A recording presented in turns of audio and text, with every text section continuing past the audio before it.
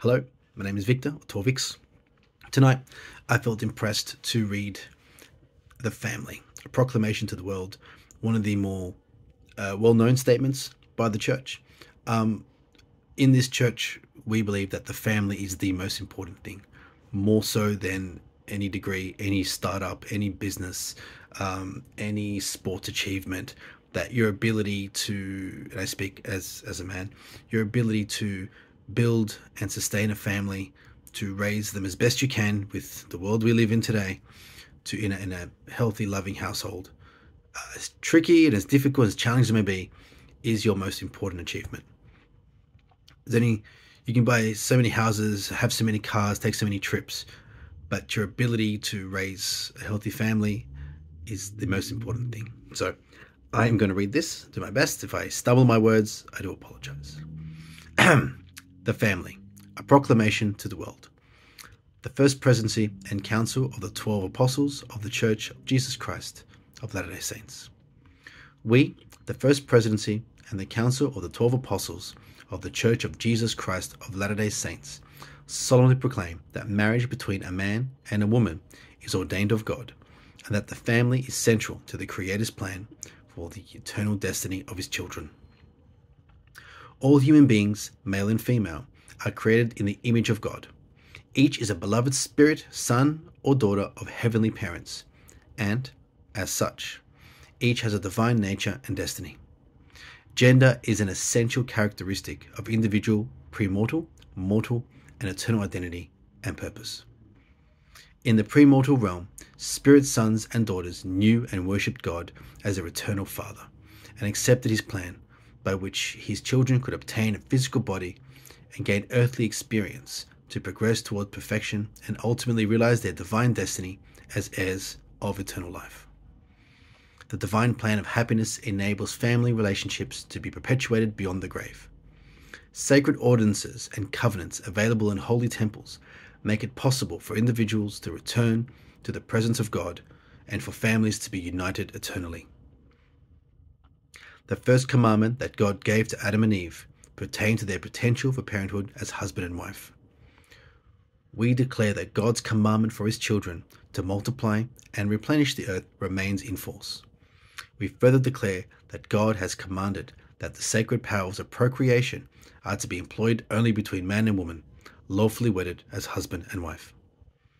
We declare the means by which mortal life is created to be divinely appointed.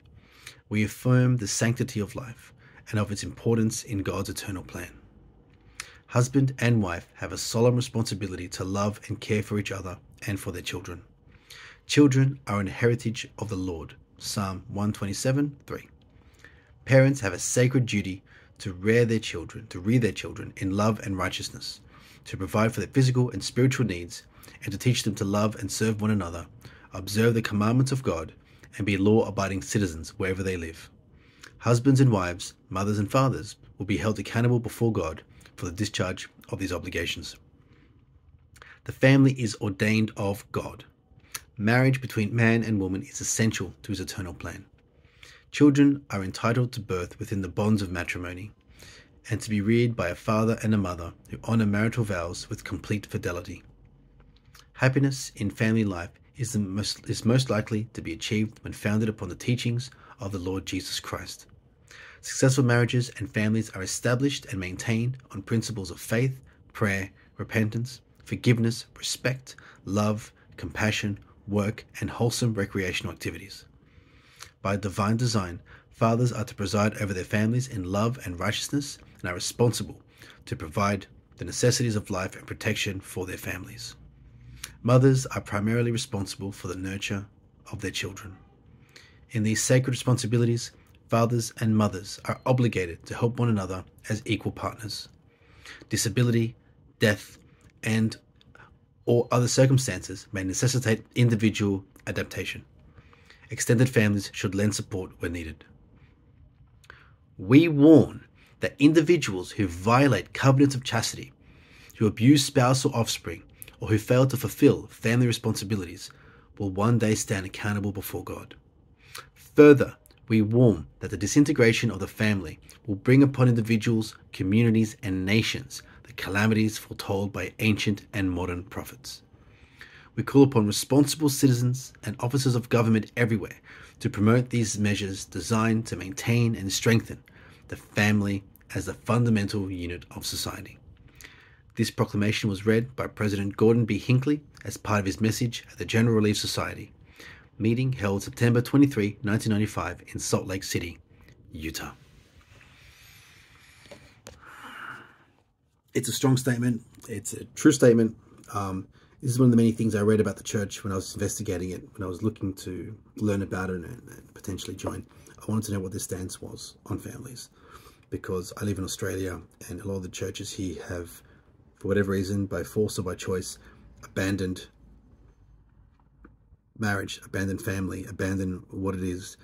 And I don't say that it's simple, that it's easy. I'm not saying that the world we live in now is straightforward, but we have to have that structure of what works and what doesn't, and what we aspire to be, we don't aspire to be. And this statement is definitely one of the key fundamental parts of what made me join the church.